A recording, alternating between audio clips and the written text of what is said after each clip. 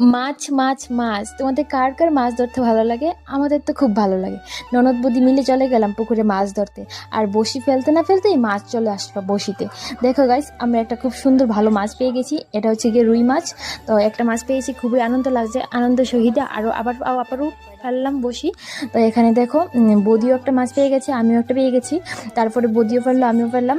তো তোমাদের কার কার পুকুর থেকে এরকমভাবে বসি দিয়ে মাছ ধরতে ভালো লাগে? আমার তো খুবই ভালো লাগে। তো আমি আর বৌদি মিলে মাছ ধরছি বিকেলবেলা।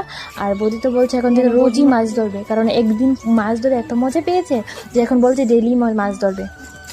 তো তোমাদের কার কার এরকম মাছ ধরতে ভালো? আর বাজারে কিনে মাছ থেকে পুকুরের মাছগুলি খেতে কিন্তু অনেক স্বাদ। তো আমরা এখানে অনেকগুলি মাছ পেয়ে গেছি, প্রায় 4টার মতো মাছ পেয়েছি। তো আজকের জন্য তো বেশ হয়ে যাবে, খাওয়াটাও দুর্দান্ত ভালো হবে। তো তোমাদের কার কার ভালো লাগে বসে দিয়ে এরকমভাবে মাছ ধরতে? আমাদের তো দারুণ লাগে।